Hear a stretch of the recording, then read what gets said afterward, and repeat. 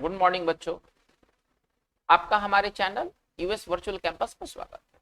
मैं हूं उदय शंकर। बच्चों, आज की इस वीडियो सेशन में हम लोग बात करेंगे वर्ड्स को लेकर के। जो पिछले हम लोगों ने वीडियो को एंड किया था, वहीं से ये वीडियो आगे कंटिन्यू है। पिछले वीडियो में हम लोगों ने व्हाट्स आर इंपॉर्टेंट वॉल्यूम 3 और लेसन 7 के बारे में बात किया था। आज का हमारा ये जो वीडियो सेशन है, ये लेसन 8 पर आधारित है, वॉल्यूम 3 के। इसमें बहुत अच्छे अच्छे वर्ड्स आपको मिलेंगे। ये सारे वर्ड्स मतलब इनके मल्टीपल यूज है। अगर कहा जाए सिंपल भाषा में तो इनके मल्टीपल यूज है। ये सारे वर्सटाइल वर्ड्स हैं, वर्सटाइल यूजेस के वर्ड्स है ये। आप इंग्लिश में कुछ भी पढ़ते हैं, कुछ भी बोलते हैं, अथवा आप एग्जाम्स में बैठते हैं, ये हर दृष्टिकोण से ये वर्ड्स आपके लिए काफी इंपॉर्टेंट होगा। चलिए इस वॉल्यूम 3 के लेसन 8 के फर्स्ट वर्ड की चर्चा करते हैं। फर्स्ट वर्ड हमारा एस्थेटिक।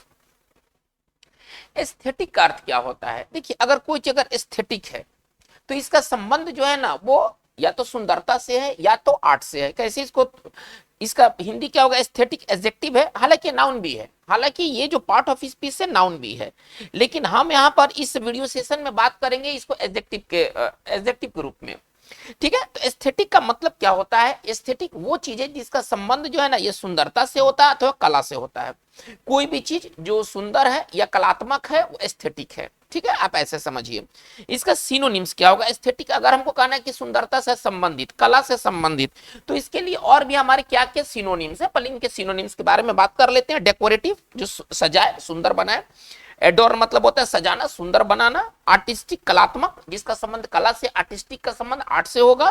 और ब्यूटीफाइंग का मतलब जो चीजों को सुंदर बना दे। तो यदि कोई चीज अगर एस्थेटिक है तो इसका मतलब यह है कि उसकी जो संबंध है वो या तो कला से है या तो सुंदरता से है। ठीक है, चलिए अब देखिए, ये तो सारे सिनोनिम्स है। सिनोनिम्स छोटे आकार के होते हैं। अब चलिए एक्सप्लेनेशन, इसको तोड़ के कैसे समझेंगे। अगर एस्थेटिक को अगर हमको ब्रेक करके समझना, एक्सपेंडेड फॉर्म में समझना है, विस्तार से समझना है, तो कैसे समझेंगे? कनेक्टेड विथ आर्ट और ब्यूटी।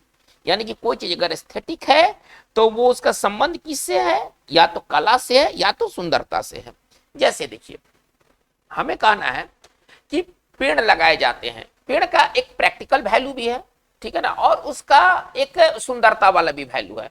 मतलब पेड़ जो होते हैं वो हमें कई तरह के फल फूल इत्यादि देते हैं, हवा को स्वच्छ करते हैं, कई तरह के उसमें फायदे हैं। लेकिन वो वातावरण को सुंदर भी बनाते हैं, हमको ये भी लिखना है। मतलब उसमें प्रैक्टिकल भी वैल्यू है और एस्थेटिक भी वैल्यू। कैसे इस चीज को लिखेंगे? ठीक है ना, देयर आर, अगर इसी चीज को जो मैंने कहा, इस चीज को कैसे लिखेंगे? देयर आर प्रैक्टिकल, है ना, there are practical as well as, there are practical as well as aesthetic, there are practical as well as aesthetic reasons, ठीक है ना, for planting trees, for planting। चलिए इसका हिंदी क्या निकलेगा? इसका हिंदी ये निकलेगा कि पेड़ लगाने के एक सुंदरता भी कारण है, जिसका संबंध सुंदरता से है, और एक उसका प्रैक्टिकल भी कारण है। पेड़ से हमें फल फूल और बहुत सारी चीजें मिलती हैं, पेड़ के बहुत सारे फंक्शंस हैं। तो ये दोनों कारणों से प्लांट ट्री को प्लांट किया जाता है। चलिए, तो हमारा एस्थेटिक का संबंध जो है वो कला से है या सुंदरता से है। चलिए हम लोग आगे देखते हैं। हमको कहना है कि किसी मूर्ति, कोई स्टैचू है, कोई स्टैचू का कलात्मक उसका महत्व है ना, कलात्मक सुंदरता हमको कहना है। कलात्मक सुंदरता कहना कैसे लिखेंगे? द स्टैचूज, स्टैचूज का मतलब बड़ा प्रतिमा को स्टैचूज कहते हैं, द स्टैचूज। ठीक है ना, चलिए एस्थेटिक, द स्टैचू एस्थेटिक, चलिए ब्यूटी। तो एस्थेटिक ब्यूटी का मतलब क्या है? Artistic beauty. यहाँ पर एस्थेटिक का किससे मतलब है? यहाँ पर एस्थेटिक का मतलब है आर्टिस्टिक से, कलात्मक से। यानी कि इसका मतलब है कि मूर्ति की कलात्मक सुंदरता, उसकी आर्टिस्टिक ब्यूटी क्या है। ठीक है, तो यहाँ पर एस्थेटिक का संबंध आर्टिस्टिक से है। चलिए हम लोग वर्ड नंबर सेकंड की ओर मूव करते हैं। ब्रेविटी। ब्रेविटी का मतलब क्या होता है? देखिए, ब्रीफनेस, है ना, किसी चीज का छोटापन, छोटा अवस्था जो होता है ना, वो ब्रेविटी कहलाता है। संक्षिप्तता जिसको आप कहते हैं, संक्षिप्त एडजेक्टिव हो गया। आप ऐसे समझिए, संक्षिप्त एडजेक्टिव हो गया और संक्षिप्तता उसकी अवस्था हो गई, तो ये नाउन हो गया। ब्रेविटी का सिनोनिम्स क्या होगा? कंसाइजनेस, संक्षिप्तनेस, ब्रीफनेस। लेकिन देखिए, ये तो नाउन फॉर्म में है, नाउन का सिनोनिम्स नाउन, ये सारे जो है ये वर्ड नाउन है। लेकिन अगर इनके यूज को देखा जाए तो नाउन से ज्यादा इनका यूज एडजेक्टिव फॉर्म का है। ठीक है ना, यानी कि कंसाइजनेस से ज्यादा आपको वर्ड मिलेगा अच्छा कंसाइज, आपको सक्सिंटनेस से ज्यादा अच्छा वर्ड मिलेगा सक्सिंट। चलिए सक्सिंट, चलिए ये ज्यादा अच्छा वर्ड है और एक ब्रीफ हो गया। ओके, यानी कि इसका मतलब है कि इसका यूज ज्यादा है। ये सभी वर्ड्स जो हैं वो एडजेक्टिव फॉर्म में हैं और इनका अगर सिंपल अगर हिंदी लिखे तो संक्षेप, छोटा। देखिए, और इसी संक्षेप का जो नाउन फॉर्म है वो है संक्षिप्तता। ठीक है, तो हमें पढ़ना है किताब के तौर पर ब्रेविटी, किताब में दिया ब्रेविटी, लेकिन जो हमारे यूज का वर्ड है जो हमें बार बार देखने को मिलेगा वो मिलेगा कंसाइज, सक्सिंट और ब्रीफ। और भी वर्ड्स हैं संक्षिप्त करने के लिए, और भी वर्ड्स हैं, लेकिन इनके यूजेस ज्यादा हैं। अब हमको कहना है, जैसे कि आप इस वाक्य को देखें, for the sake of, for the sake of, है ना, फॉर द सेक ऑफ का मतलब होता है के लिए, के खातिर, है ना, एक फ्रेज है ना, इसका मतलब होता है के खातिर, for the sake of brevity. ठीक है ना, for the sake of brevity you should, चलिए omit, you should omit some lines, है ना, फ्रॉम द पैसेज। चलिए फ्रॉम द पैसेज, चलिए इसका हिंदी क्या हम लोग लेते हैं, चलिए इसका हिंदी ये निकलेगा कि संक्षिप्त होने के लिए, मतलब संक्षिप्त के खातिर, मतलब इसको संक्षिप्त बनाने के लिए यू शुड ओमिट, तुम्हें हटा देना चाहिए। ओमिट मतलब हटा देना, निकाल देना, मिटा देना। Some lines from the passage, यानी कि पैसेज बहुत लंबा है, तो कोई व्यक्ति कह रहा है कि संक्षिप्तता के लिए, मतलब संक्षिप्त करने के लिए आप पैसेज से कुछ लाइन को हटा दे। तो ये हमारा ब्रेविटी है। ब्रेविटी से ज्यादा अच्छा जो वर्ड है, ठीक है, ये वर्ड है, लेकिन इसका जो यूज इस रूप में ज्यादा होता है। आप इसे पढ़ें, आप ब्रेविटी के बजाय आप कंसाइज पढ़ें, सक्सिंक्ट पढ़ें, ब्रीफ पढ़ें, ये ज्यादा फलदायी होगा। चलिए वर्ड नंबर हम लोग 3 में आते हैं, कनकर। देखिए कनकर का मतलब होता है सहमत होना। अगर आप किसी बात से सहमत है तो आप उससे कनकर हैं। चलिए इसका सिनोनिम्स क्या होगा, एग्री, सहमत होना, आप समझते, एक्सीड मतलब होता है मान लेना, सहमत होना। बी इन हार्मोनी, ये फ्रेज है जिसका मतलब होता है सहमत होना, और गो अलोंग एक फ्रेज है जिसका मतलब होता है सहमत होना। ये सब सहमत होने के लिए वर्ड है। ठीक है, चलिए इसका एंटो क्या होगा, अपोजिट होगा डिसएग्री, असहमत होना। सहमत होना का अपोजिट असहमत होना। देखिए हमें कहना है कि हम लोग सहमत है, इस बात से सहमत है कि सरकार को, है ना, एजुकेशन पर ज्यादा खर्च करना चाहिए। हम लोग इस बात से एग्री करते, इत्तेफाक रखते हैं कि सरकार को एजुकेशन पर ज्यादा पैसा खर्च करना चाहिए। हम इसी बात को ना, हमको अपने भाषा में लिखना है। कैसे लिखेंगे, वी कनकर दैट, है ना, हम लोग सहमत हैं। चलिए इसको थोड़ा सा देखा जाए, वी कनकर दैट, है ना, मोर मनी, इसको घुमा देते हैं पैसिव वॉइस में, more money should be, more money should be spent on, ठीक है ना, स्पेंट ऑन एजुकेशन। चलिए चलिए ये हमारा सेंटेंस कंप्लीट हो गया। तो हम लोग इस बात से सहमत हैं कि सरकार को, या मतलब सरकार के मामलों में ही कहा गया है कि शिक्षा पर ज्यादा से ज्यादा पैसा खर्च करना चाहिए। चलिए हम लोग आगे बढ़ते हैं नंबर 4 में। चलिए नंबर 4 क्या कहता है, क्रूसल। बहुत अच्छा वर्ड है, बहुत अच्छा वर्ड है, यूज के वर्ड है। अभी हमने यूज का वर्ड पाया है, जो कि हमें अभी एस्थेटिक का उतना यूज नहीं है। यूज के दृष्टिकोण से बात करते हैं। ब्रेविटी के बारे में मैंने कहा कि आप उसको छोड़ करके आप कंसाइज, सक्सिंट पढ़िए। तीसरा जो वर्ड हम लोगों ने कनकर पढ़ा, उसका भी यूज ज्यादा नहीं है, फॉर्मल वर्ड है, ठीक है ना, उसका भी यूज ज्यादा नहीं है। लेकिन इस बार जो वर्ड हम लोग देख रहे हैं ना, कंकर, ये क्रूसल, ये जबरदस्त वर्ड है। क्रूसल का मतलब क्या होता है, बहुत और बहुत इंपॉर्टेंट। यदि कोई चीज यदि क्रूसल है तो अति महत्वपूर्ण है। यदि कोई चीज क्रूसल है तो अति महत्वपूर्ण है। चलिए आवश्यकता पड़ने पर प्रीपोजिशन या तो ये टू लेगा या तो फोर लेगा। जैसे अगर हमें जरूरत है, हमें हिंदी चाहिए, के, पर, लिए, में, से, इन सबका अंग्रेजी या तो हम टू लिखेंगे या तो फोर लिखेंगे, दोनों में से कोई भी चलेगा, जैसी आपकी इच्छा। चलिए सिनोनिम्स क्या है ना, क्रूसल के लिए, अति महत्वपूर्ण के लिए, और हम कौन कौन सा वर्ड बोल सकते हैं, तो पाइवोटल, अति महत्वपूर्ण, डिसाइसिव, निर्णायक, बहुत टॉप क्लास का वर्ड है ना डिसाइसिव। हम लोगों ने वॉल्यूम 1 में भी इसको पढ़ा है, ये तो वॉल्यूम 3 चल रहा है, वीडियो सेशन में आप जाइएगा वॉल्यूम 3 के, वॉल्यूम 1 के, तो आपको डिसाइसिव मिलेगा। निर्णायक मींस बहुत इंपॉर्टेंट। वाइटल मतलब होता है बेहद इंपॉर्टेंट, ठीक है ना, इसको पढ़ेंगे वाइटल, इसको पढ़ेंगे, इसका उच्चारण करेंगे वाइटल, है ना, इसका उच्चारण करेंगे विटल नहीं, इसका उच्चारण विटल नहीं पढ़ेंगे, वाइटल पढ़ेंगे। क्रिटिकल, बहुत इंपॉर्टेंट, एक्सट्रीमली इंपॉर्टेंट, इसका एक्सप्लेनेशन हो गया। चलिए इसका अपोजिट क्या होगा, अनइंपॉर्टेंट, ट्रिवियल, जिसका कोई महत्व नहीं है। चलिए हमें सेंटेंस बनाना है कि गोपनीयता, गोपनीयता, ठीक है ना, सैन्य मामलों में, है ना, ठीक है ना। चलिए, सैन्य मामलों में अति महत्वपूर्ण होता है, अति महत्वपूर्ण होता है। चलिए, सैन्य मामलों में गोपनीयता का ना बहुत ज्यादा महत्व है, हमको ये बात कहना है। चलिए, गोपनीयता के लिए क्या लिखें, कॉन्फिडेंशियलिटी, है ना, एक वर्ड हम आपको दे रहे हैं गोपनीयता के लिए, कॉन्फिडेंशियलिटी। चलिए, इज क्रूसल। चलिए, अब देखिए, अब यहाँ पर मेक अंग्रेजी तो वैसे इन होता है, वैसे तो इन होता है, लेकिन यहाँ पर प्रीपोजिशन हम क्या इस्तेमाल करेंगे, या तो टू या तो फॉर, हमारी मर्जी। तो कॉन्फिडेंशियलिटी इज क्रूसल टू, चलिए, डिफेंस, है ना, सैन्य के लिए क्या हो जाएगा, सुरक्षा के लिए, सैन्य या सुरक्षा आप दोनों कह लीजिए। आप देखिए, भाव एक ही है, शब्द केवल बदल गए हैं, ठीक है ना, केवल शब्द बदल गए हैं। Confidentiality is crucial to defence matters, ठीक है ना, ये हमारा ये यूज रहा, ठीक है ना। गोपनीयता जो होती है वो सैनिक मामलों में या सुरक्षा मामलों में अति महत्वपूर्ण होती है। चलिए, हमको कहना है कि मैच में है ना उसने महत्वपूर्ण भूमिका निभाई, हमको कहना है मैच में उसने महत्वपूर्ण भूमिका निभाई। कैसे लिखेंगे, ही प्लेड, है ना, ए क्रूशल रोल, है ना, he played a crucial role, चलिए, इन द मैच। रोल के अनुसार यहां चला है, ठीक है ना, क्रूशल के अनुसार यहां पर प्रीपोजिशन नहीं है। अगर क्रूशल के अनुसार प्रीपोजिशन होता तो हम यहाँ पर टू या फोर देते, हम यहाँ पर रोल के अनुसार प्रीपोजिशन भर रहे हैं, इसमें कोई कंफ्यूजन नहीं होना चाहिए। देखिए, यहाँ हमने इनका प्रयोग नहीं किया, क्यों नहीं किया भाई, क्योंकि यहाँ पर हमें प्रीपोजिशन क्रूशल के अनुसार रखना था। यहाँ पर हम इनका इस्तेमाल क्यों कर रहे हैं, क्योंकि यहाँ पर जो इन है ना वो रोल के अनुसार चल रहा है, इसका ध्यान दिया जाए। तो he played a crucial role in the match, match में उसने एक महत्वपूर्ण भूमिका अदा की। चलिए, हम लोग आगे चलते हैं, वर्ड नंबर 5, डेकोरम, इसको पढ़ेंगे डेकोरम।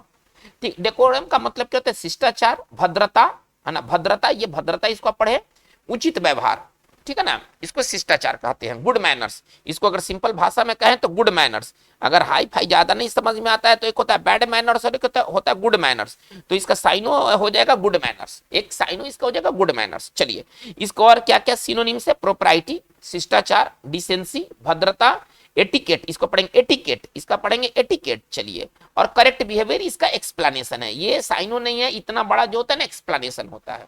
मतलब कि आप गुड डेकोरम को आप कैसे समझ सकते हैं, एक्सप्लेनेशन के तौर पर गुड मैनर्स, करेक्ट बिहेवियर को ना हम डेकोरम कहेंगे, भद्रता, शिष्टाचार। चलिए, इसका अपोजिट क्या हो जाएगा, इम्प्रोप्राइटी, है ना, अशिष्टाचार, जिसमें शिष्ट वाली भावना नहीं हो।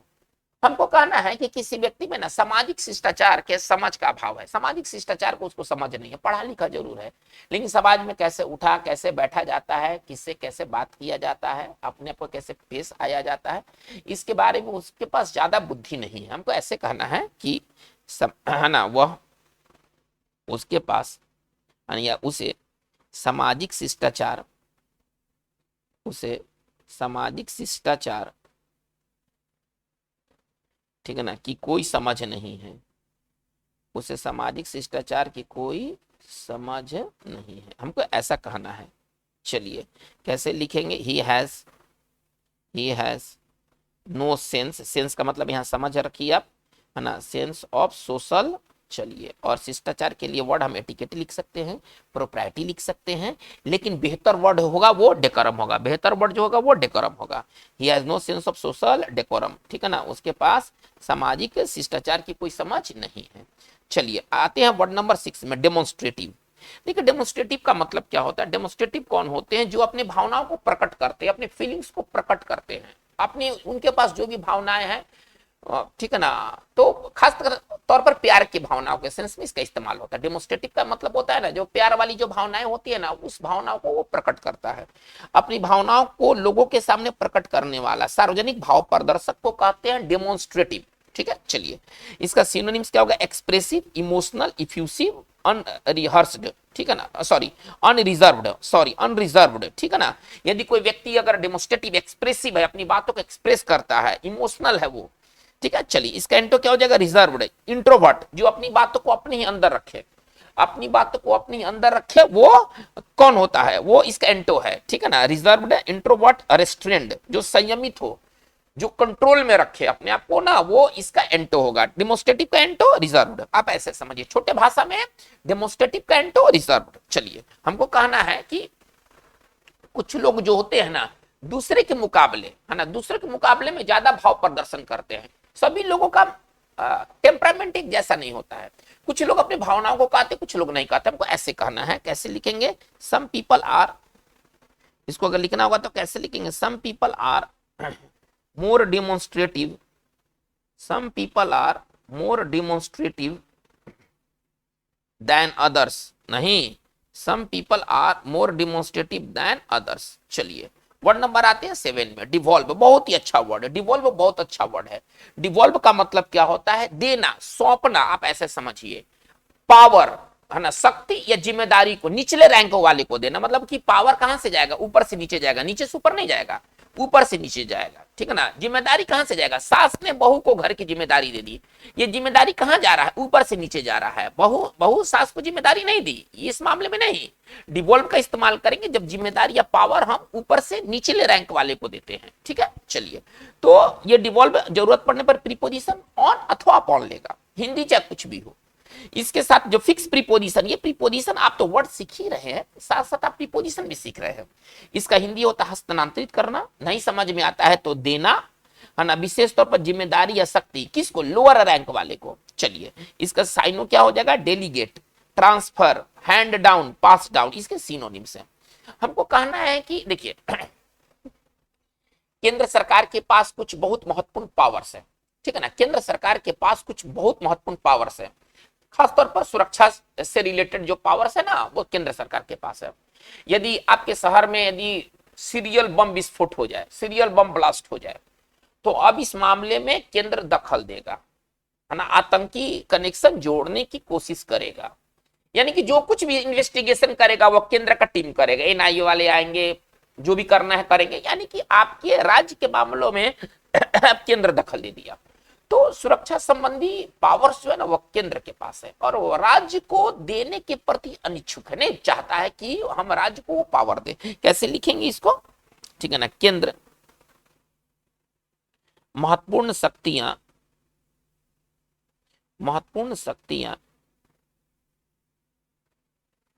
ठीक है ना,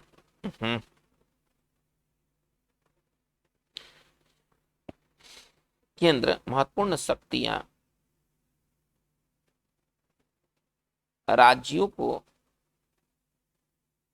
देने के प्रति अनिच्छुक है, ठीक है ना, अनिच्छुक है। केंद्र जो है वो महत्वपूर्ण शक्ति है राज्यों को देने के प्रति अनिच्छुक। हमको ऐसे बनाना है, कैसे लिखेंगे? द सेंटर इज, चलिए अनिच्छुक के लिए वर्ड हो जाएगा रिलक्टेंट। पहले तो हम लिखेंगे कि केंद्र सरकार क्या रिलक्टेंट है, ठीक है ना। चलिए, टू डिवॉल्व, चलिए, और ये महत्वपूर्ण शक्तियां नहीं देना चाहता है जो उसके पास है, ठीक है ना। The centre is reluctant to devolve, देने के लिए वर्ड हम लोग क्या पढ़ रहे हैं? डिवॉल्व। पावर देना है ना, सेंटर ऊपर में, राज्य नीचे में है, तो हम लोअर लेवल पर हम पावर दे रहे हैं। The centre is reluctant to devolve on, चलिए डिवॉल्व पावर्स लिख देते हैं। चलिए एक जस्ट मिनट, थोड़ा सा और इसको बेहतर बनाते हैं हम लोग।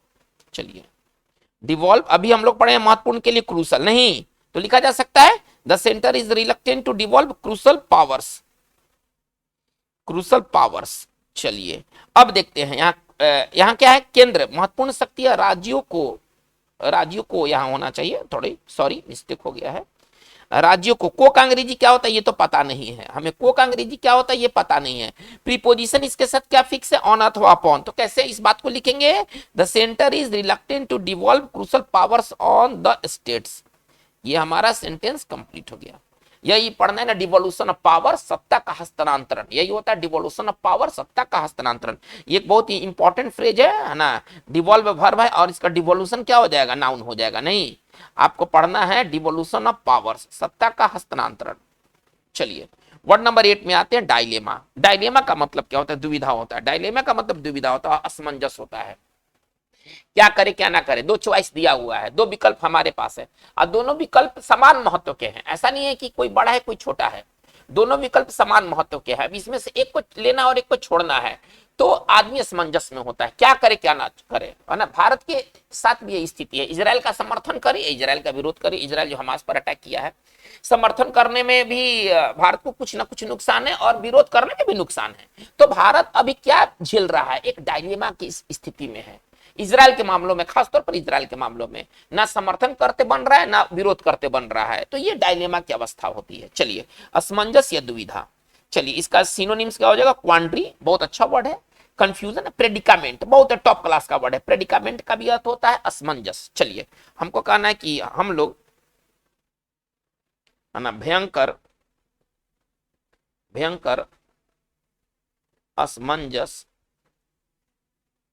का सामना कर रहे हैं, हम लोग भयंकर असमंजस का सामना कर रहे हैं। कैसे लिखेंगे, we are facing, we are सामना करने के लिए क्या वर्ड होगा, फेस, फेस मतलब सामना करना, टेरिबल, है ना, वी आर फेसिंग टेरिबल क्या, dilemma, we are facing terrible dilemma. Dilemma का स्पेलिंग बहुत इंपॉर्टेंट हमें याद रखना है, ये तो मीनिंग के लिए तो महत्वपूर्ण है ही, खास तौर पर इसका जो स्पेलिंग है ना, डायलेमा में याद रखना है कि डबल एम होना चाहिए। डायलेमा में ये याद रखना है कि सिंगल एल, एल सिंगल होगा, एम डबल होगा। स्पेलिंग की दृष्टिकोण से डायलेमा बहुत इंपॉर्टेंट वर्ड है, ठीक है। चलिए, डिस्कॉन्सोलेट, हमारा अगला जो वर्ड है डिस्कॉन्सोलेट। डिस्कॉन्सोलेट का मतलब क्या होता है, मायूस, निराश।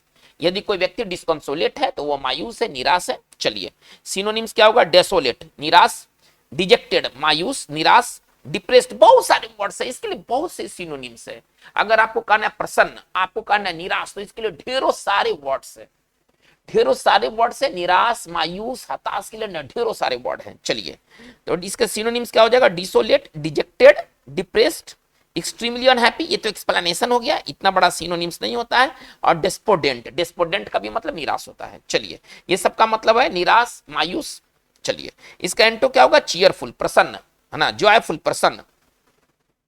हमको कहना है कि निराश पाकिस्तानी खिलाड़ी अपने देश के लिए चल दिए, ठीक है ना, अपने देश के लिए चल दिए। कैसे लिखेंगे, वर्ल्ड कप में तो इनके साथ यही हाल हुआ है, कैसे लिखेंगे इसको, डिस्कॉन्सोलेट, है ना, डिस्कॉन्सोलेट, ठीक है ना। चले, अपना बोरिया बिस्तर बांध लिए, डिस्कॉन्सोलेट पाकिस्तानी प्लेयर्स, डिस्कॉन्सोलेट पाकिस्तानी प्लेयर्स। चलिए, है ना, लेफ्ट इंडिया, लेफ्ट इंडिया, बेचारे इंडिया को उन्होंने छोड़ दिया विदाउट ट्रॉफी, बिना ट्रॉफी लिए, ठीक है ना, विदाउट ट्रॉफी, बिना ट्रॉफी लिए। चलिए, तो ये हमारा रहा डिस्कॉन्सोलेट। चलिए, एपिग्राम का मतलब क्या होता है, एक बात, एक कहावत, चतुर कहावत, चतुर पोएम को ना एपिग्राम कहते हैं। चलिए, सुभाषित थोड़ा सा टफ हिंदी लगता है तो सुक्ति, सुक्ति भी नहीं समझ में आता है तो आप समझिए चतुर बात या कविता, ये वन वर्ड में बढ़िया वर्ड है। एपिग्राम का इस्तेमाल वन वर्ड में किया जाता है। एपिग्राम को तोड़ के कैसे लिखेंगे, शॉर्ट एंड क्लेवर पोएम और सेइंग, ठीक है ना, एक छोटा और चालाक, चतुर, है ना, कविता हो सकता है या कहावत हो सकता है। चलिए, इसका सिनोनिम्स क्या होगा, विटिसिज्म, क्विप, मैगजीम, ये इसके, है ना, इसके सिनोनिम्स हैं। क्विप का ना बहुत अच्छा, चुटकी लेना, क्विप, देखिए क्विप एक बहुत ढंग का वर्ड है, क्विप पेपर में अक्सर इस्तेमाल होता है ना, कुछ आदमी चतुर बात कह के ना चुटकी लेता है ना, तो इसका सिंपल अगर पढ़ने लायक बात है इसमें तो क्विप है, जिसका मतलब होता है चुटकी लेना। नेता एक दूसरे के ऊपर क्या करते, चुटकी लेते हैं, ठीक है ना। मैगजीम, मैगजीम का भी अर्थ कहावत होता है, मैगजीम का भी अर्थ एक बहुत अच्छा मैगजीम वर्ड है ना, जिसकी लाठी उसकी भैंस क्या है, जिसकी लाठी टिट फॉर टैट क्या है, ये सब क्या है, ये सब मैगजीम है, ठीक है। चलिए, तो आपको पढ़ना है, क्विप पढ़ना है, अगर एग्जामिनेशन दृष्टिकोण से बात करना है तो क्विप पढ़िए। एपिग्राम वन वर्ड में है, इसका एक्सप्लेनेशन कैसे होगा, शॉर्ट एंड क्लेवर पोएम और सेइंग, एक छोटा कविता या कहावत को एपिग्राम कहते हैं। चलिए, आते वर्ड नंबर 11 में, फास्टिडियस। फास्टिडियस का मतलब क्या होता है, अगर कोई एक बार रूठ गया तो जल्दी खुश नहीं होगा, जल्दी संतुष्ट नहीं होगा, इसको कहते हैं फास्टिडियस। ये तुनक मिजाज होते हैं, केवल इनको केवल एक बार मुंह फुलाने की देर है, मुंह फुल गया तो भैया हो गया काम। अब ये जल्दी मानने वाले नहीं है, कठिनाई से संतुष्ट होने वाले, कठिनाई से खुश होने वाले को कहते हैं फास्टिडियस, ठीक है। डिफिकल्ट टू प्लीज, इसका एक्सप्लेनेशन क्या है, एक ही इसका एक्सप्लेनेशन है, difficult to please, hard to please, ठीक है ना, जिसको खुश करना मुश्किल हो। डिफिकल्ट के जगह पर सवाल में हार्ड भी दे सकता है, हार्ड टू प्लीज, जिसको खुश करना मुश्किल हो वो फास्टिडियस होता है। हम लोगों ने बचपन में एक कहानी पढ़ा था, फूल कुमारी थी, एक बार उदास हो गई, वो हंस नहीं रही थी, उसको हंसाने के लिए तरह तरह के उपाय किए गए। तो ये जो फूल कुमारी थी वो कौन सी फूल कुमारी थी? फास्टिडियस थी, ठीक है ना। एक बार उदास हो गई तो फिर ये प्रसन्न करना इनको मुश्किल हो जाता है। चलिए, जैसे हमको कहना है कि एक कहानी है, एक मतलब तुनक मिजाजी राजकुमारी के बारे में। एक राजकुमारी थी, एक बार उदास हो गई, खुश करने के लिए तरह तरह के उपाय किए गए। कैसे लिखेंगे? चलिए, है ना, लिखेंगे this is a story, this is a story, ठीक है ना, about, this is a story about fastidious princess, fastidious तुनक मिजाजी, ठीक है ना। इसके लिए एक वर्ड हो सकता है, छोटा वर्ड में तुनक मिजाजी, ये तुरंत है ना, ये मुंह फुलाने वाले होते हैं। चलिए, तो this is a story about fastidious princess, ये एक राजकुमारी की कहानी है जो कि फास्टिडियस थी। चलिए, वर्ड नंबर हम आते हैं 12 में। 12 में इमेटेरियल। अगर कोई चीज यदि इमेटेरियल है तो वो किसी महत्व का नहीं है, ठीक है ना। किसी आपके लिए, वो आपके लिए हो सकता है कि किसी के लिए महत्व का हो, लेकिन आपके लिए वो महत्व का नहीं है। उस एक व्यक्ति के लिए महत्व का नहीं है, भले किसी के लिए महत्व का हो, आपके लिए महत्व का नहीं है। चलिए, महत्वहीन प्रीपोजिशन या फिक्स प्रीपोजिशन टू लेगा। इमेटेरियल हम लोग टू पढ़ेंगे, ठीक है। चलिए, इसका मतलब होता है महत्वहीन, इरेलेवेंट, इसका सिनोनिम्स होगा इनसिग्निफिकेंट, अनइम्पोर्टेंट, अन ऑफ नो अकाउंट, बिना किसी महत्व का। चलिए, इसका एंटो क्या होगा? रेलेवेंट, इंपॉर्टेंट, संगत, महत्वपूर्ण। जैसे देखिए, हमको कहना है कि वो रहे या जाए, वो रहे या जाए, मेरे लिए कोई महत्व का चीज नहीं है, चाहे रहे या चाहे जाए, ठीक है ना। चलिए, हमको कहना है वह रहे, वह रुके या चला जाए, या चला जाए, है ना, मेरे लिए महत्वहीन है, मेरे लिए महत्वहीन है। चलिए, कोई व्यक्ति है, रुके या जाए, मेरे लिए महत्वहीन है। कैसे लिखेंगे? है ना, वेदर, है ना, इफ ये वेदर से ये बात बनता है, वेदर ही स्टेज, या वह रुकता है, और गोज या जाता है, इज इमैटेरियल, है ना, महत्वहीन है मेरे लिए। लिए का अंग्रेजी क्या है? फिक्स प्रीपोजिशन पढ़ा जाए। फिक्स प्रीपोजिशन क्या है? इमैटेरियल के साथ फिक्स प्रीपोजिशन टू है। हालांकि लिए का अंग्रेजी फोर होता है, लेकिन यहां पर क्या होगा? टू होगा। हमारा सेंटेंस इस तरह से बना, वेदर ये स्टेज और goes is immaterial to me. चलिए, हम लोग आते इंपोजिशन। इंपोजिशन से ज्यादा अच्छा वर्ड इंपोज, पहले आप इंपोज पढ़िए, तब हम इंपोजिशन के बारे में बात करेंगे। इंपोज का मतलब क्या होता है? वर्ब है। इंपोजिशन नाउन है, इंपोज वर्ब है। इंपोज का मतलब क्या होता है? थोपना, लगाना, है ना, थोपना, लगाना, किसी के ऊपर सजा, कोई कर, कोई फाइन, ठीक है ना। थोपना या लगाना, क्या लगाना? आप क्या भाई थोपते हैं? क्या सजा थोपते हैं, कर लगाते हैं, इस तरह से जो बातें होती हैं वो इंपोज कहलाता है। इंपोज का मतलब होता है थोपना या लगाना, ठीक है। चलिए, जैसे कि सरकार ने उसे मृत्यु दंड का सजा दिया, मतलब सजा दे दिया, ठीक है ना। चलिए, हमको अब ऐसा लिखना है, कैसे लिखेंगे? सरकार ने उसे मृत्युदंड का सजा दिया, इसके सरकार के जगह पर कोर्ट लिख देते, वो ज्यादा ठीक है। चलिए, कोर्ट ने उसे मृत्युदंड का सजा दिया, सॉरी, सरकार के जगह पर कोर्ट होना चाहिए। कोर्ट ने उसे मृत्युदंड का सजा दिया। चलिए, कैसे लिखेंगे? द कोर्ट, चलिए, इम्पोज्ड, देने के लिए क्या वर्ड है? इम्पोज्ड। चलिए, अच्छा, इसके बाद क्या है? सजा के लिए क्या है? पनिशमेंट। तो कौन सा पनिशमेंट? मृत्युदंड का ना। The court imposed. चलिए, अब इसको क्या लिखेंगे? Life sentence. मृत्युदंड के लिए क्या लिखेंगे? Life sentence. चलिए, अब प्रीपोजिशन ये ऑन लेता है, ये इंपोजिशन अपने साथ प्रीपोजिशन ऑन लेता है, तो पूरा लाइन कैसे चलेगा? The court imposed life sentence on him. और इसी को अगर हम नाउन के रूप में बनाए तो कैसे लिखेंगे? The imposition of. अब इसी को नाउन के रूप में बनाएंगे तो कैसे लिखेंगे, है ना, कि मतलब कि जो मृत्युदंड के लिए अंग्रेजी में कैसे लिखेंगे? इंपोजिशन का इस्तेमाल करके, the imposition of life sentence, the imposition of life sentence, हम इस प्रकार से लिखेंगे, लाइन कंटिन्यू रखेंगे। तो देखिए, कहना क्या है, संक्षेप में कहते हैं, कहना क्या? इंपोजिशन से ज्यादा अच्छा वर्ड इंपोज है। आप इंपोज पढ़े। चलिए, इम्प्रॉम्प्चू। इम्प्रॉम्प्चू का मतलब क्या होता है? देखिए, यदि कोई चीज आप कहते हैं, करते हैं, इम्प्रॉम्प्चू करते हैं, इम्प्रॉम्प्चू कहते हैं, तो उसके लिए कोई तैयारी आप नहीं करते हैं, बिना तैयारी किए फटाफट आप काम करते हैं, ठीक है ना। जैसे कि किसी व्यक्ति को भाषण देना था, आया, उसके पास कुछ लिखा वगैरह मटेरियल नहीं, आया, मंच पर आया, माइक पकड़ा, फटाफट बोलने लगा।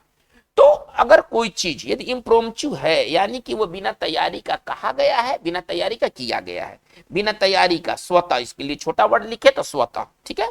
चलिए सिनोनिम्स क्या होगा, इम्प्रोवाइज्ड, अनप्रिपेयर्ड, आपने प्रिपरेशन नहीं किया, एक्सटेम्पोर, एकदम फर्राटेदार बिना तैयारी के, अनरिहर्स्ड, रिहर्सल क्या होता है, रिहर्सल तैयारी होता है। देखिए बहुत अच्छा एक वर्ड है रिहर्सल, एक टॉप क्लास का वर्ड है रिहर्सल, आप इसको पढ़े है ना। रिहर्सल एक तैयारी होता है, किसी म्यूजिक वगैरह का ना, व्यक्ति गाना वगैरह का ना रिहर्सल करता है तो एक तैयारी करता है, आप ऐसे समझिए है ना। रिहर्स्ड इसी से बना, अनरिहर्स्ड बिना तैयारी का, अनरिहर्स्ड, और इसका एंटो क्या हो जाएगा, रिहर्स्ड, अभ्यास के साथ। तो जो तैयारी है, जो अभ्यास किया जाता है किसी चीज का ना, उसको रिहर्सल कहते हैं। जैसे लोग म्यूजिक का ना रिहर्सल करता है, सॉन्ग का रिहर्सल करता है मेन परफॉर्मेंस के पहले, ओके। तो इम्प्रोम्प्चू का मतलब होता है बिना तैयारी का। इसका एंटो क्या हो जाएगा, इसका एंटो हो जाएगा रिहर्स्ड, तैयारी के साथ।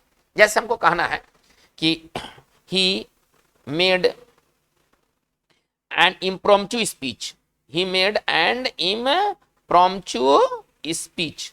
इसका मतलब क्या हुआ कि उसने एक भाषण दिया और उसका भाषण कैसा था, उसका भाषण बिना तैयारी का था, उसका भाषण बिना तैयारी का था। तो इम्प्रोम्प्चू एक बहुत अच्छा वर्ड है, ठीक है ना। इसी तरह से होता है इम्प्रोम्प्चू मील होता है, आपने कुछ खास तैयारी नहीं किया और आपका तैयार भोजन तैयार हो गया, इम्प्रोम्प्चू मील। जैसे कि हम लोग फास्ट फूड बनाते हैं, है ना, 2 मिनट में मैगी, 2 मिनट में मैगी क्या है भैया, है ना, बिना अभ्यास बिना तैयारी का, उसके लिए कोई तैयारी नहीं करना, बस डालो पकाओ और खा लो, तो ये इम्प्रोम्प्चू मील कहलाता है। तो यदि कोई मील यदि इम्प्रोम्प्चू मील है यानी कि वो बिना तैयारी का बनाया गया है। बच्चों आज के वीडियो सेशन में हम लोगों ने लेसन 8 से संबंधित 14 वर्ड्स देखे। ये वर्ड्स आपके लिए काफी इंपॉर्टेंट है, लेकिन हमारा ये वीडियो सेशन आगे जारी रहेगा। अगर आप नए हैं, चैनल को सब्सक्राइब नहीं किया है, तो आप प्लीज इसे सब्सक्राइब कर लें। आपको ये वीडियो कैसे लगा, जो भी आपके व्यू हैं आप उसे कमेंट बॉक्स में जरूर दें, ताकि हमें भी सुधार करने का एक मौका मिलेगा। आप अपने दोस्तों में, अपने फ्रेंड्स सर्किल में, अपने ग्रुप्स में आप इस वीडियो को जरूर शेयर करें, ताकि आपके तरह ज्यादा से ज्यादा लोग इससे बेनिफिट पा सके। आज की बात इतना ही। Thank you very much.